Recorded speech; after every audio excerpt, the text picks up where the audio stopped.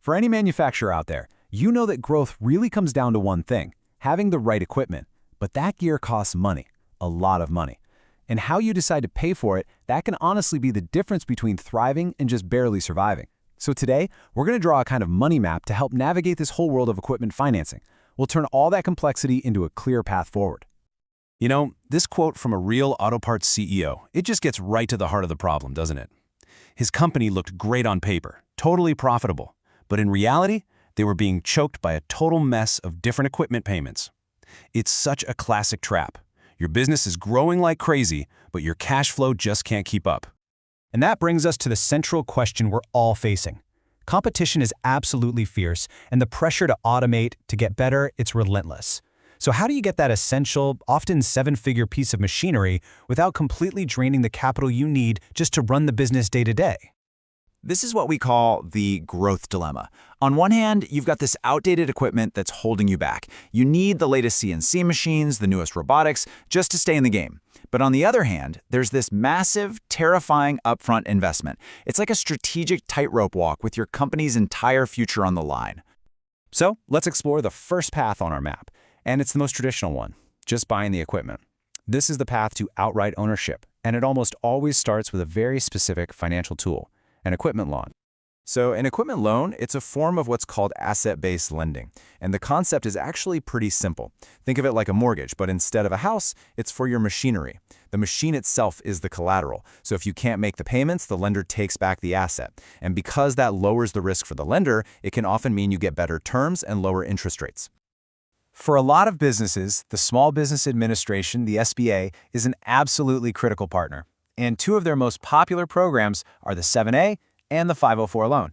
Now, the 7A is a fantastic all-rounder, but the 504, that's often perfect for major machinery purchases because of how it's structured. A bank covers 50%, the SBA guarantees another 40%, and you only have to come up with a 10% down payment. That structure, plus the fixed rates and long terms, makes it a really powerful tool for those big investments. But what if owning it isn't the main goal? What if you just need access to the latest tech without that huge long-term commitment? Well, that brings us to our next path: leasing. It's the flexible alternative. Okay, so not all leases are created equal, not even close. They basically fall into two main buckets. A finance lease, well, it's structured a lot like a purchase. You're pretty much financing the machine over most of its useful life.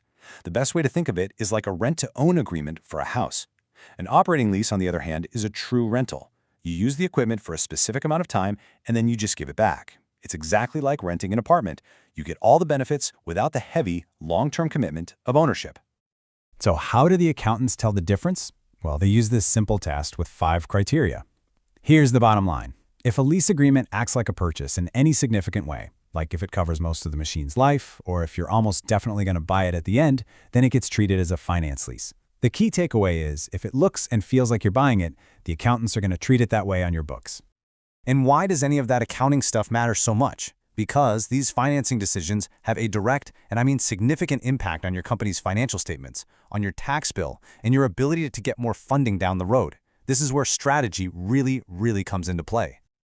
Let's circle back to Mike Chen's company, Precision Parts. By just untangling their messy loans and refinancing into a better structure, they saved over $200,000 in interest payments alone. That's not just some number on a page. That's real capital they could immediately pump back into growing the business. This is the kind of tangible result you get from smart financial management. You know, modern accounting rules have really changed the game here. Now, both types of leases have to show up on your balance sheet. The key difference is how they show up. A finance lease looks a lot like debt, which can make your company seem more leveraged or riskier to lenders. An operating lease, though, is recorded as a simpler long-term obligation, and that has way less impact on those critical financial ratios that banks look at.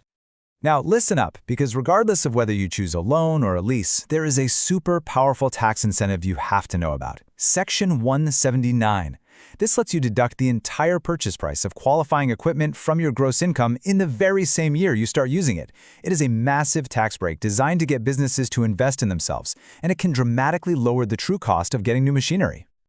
Okay, this brings us to our final path, and this one represents a really fundamental shift in thinking. We're moving beyond just owning or leasing a machine, and we're diving into the world of subscribing to an outcome. This is equipment as a service. So what on earth is EaaS? Well, the best analogy I can give you is Netflix. You don't own a massive library of DVDs, right? You just pay a monthly fee for access to all the content.